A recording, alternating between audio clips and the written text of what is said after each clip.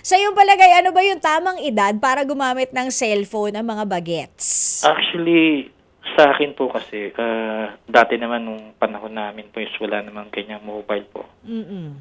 And then, base sa sensya po, no, siguro kahit ano, kung ano, parang titingnan mo na lang na at a certain age, like 2 years old, hindi dapat yun, kahit mga 5 dapat, pag tumuntong siya, siguro mga more or less, mga 3. Kasi minsan, nakaka-delay po ng communication skills nila sa bata. Yun ang napapansin ko. Kasi some of my friends, para mapahimik yung bata, yung baby po nila, Sinasalpak ang gadget. they let their kids use the gadget Mm. para tapos sila, magchichikahan sila. Pero sabi ko parang mali. Oo. Then, isa pang magiging health problem is yung mata po nila. Radiation. Opo, yung mata po nila, may tendency at the early age, baka mag-deteriorate yung vision nila.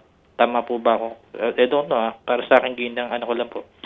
And then, yung iba naman po, kung hindi naman po nakatutok sa gadget, may nakasalpak sa tenga, Headphones. earbuds, Aha. parang ganun. Parang delikado rin po yun kasi every time they cross the street or some of them, yung iba nagdadrive, matanda na, naka-earbuds pa, nagdadrive mawawala yung focus mo sa kalye. And then at the same time, yung iba, tinatabi sa higaan yung yung parang ganun, narinig ko na saka nawawala na yung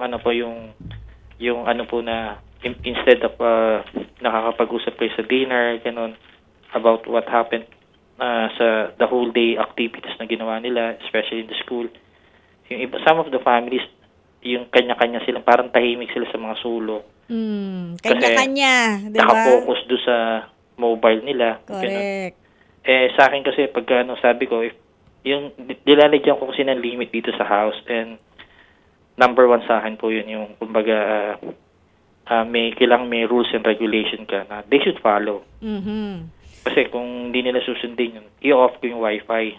I told them to turn off ko yung wifi para at least matulog na or what, diba? Oo. So ilang taon yung mga kids mo na nga ulit? So yung grandkids mo? 2. And parang nasa Canada, 2 years old din po. And then pero yung syempre yung mga teenagers ko din po, kahit may edad na yan, kahit nasa college nila, nire-remind ko rin sa kanila, pwede kayong, alam mo bang, ang case niyan, pwede kayong magkaroon ng seizure. Yes, that's true. I had yung pamangkin ko, nagkaganyan. Kahit hindi ako doktor, sabi ko, ano na lang yan, saka medyo masakit ako nga, sabi ko sa kanila, sabi naman sa akin nung anak kong lalaki, kasi papa, yung age mo kasi, nag-ano ka na nagkakaedad ka na, kaya sumasakit ulo mo. Kaya hindi ka tumatagal sa mobile. Sabi ko, hindi yun. Sabi ko. Pero dapat may limitation po sa paggamit ng mobile po. Saka nakaka-dry ng mata yan, no? Opo. No? Totoo po yan. Nakaka-dry yan ng eyes. Saka nawawala na po yung bonding ng pamilya. Kasi pagdating sa bahay, parang tahimik, parang ganun. Wala nang kwentuhan. Correct.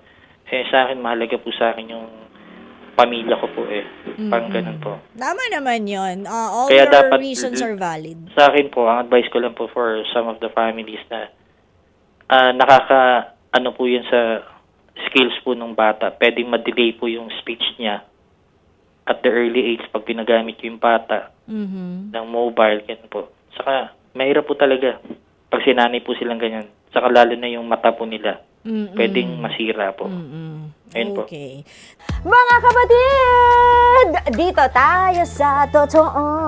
O, yan yun yung boses. Pagbigyan nyo na, minsan lang naman yan. Siyempre, dito tayo sa True FM, hindi ba? Like, share, subscribe, follow ang ating mga social media accounts, ha? At True Network PH. Yun lang ang keyword na hahanapin nyo. TRUENETWORK PH. O, like, share, follow, subscribe para bongga talagang level sa atin. Sa FB, sa IG, sa X na dating Twitter, sa YouTube and TikTok, pati na rin sa mga podcast.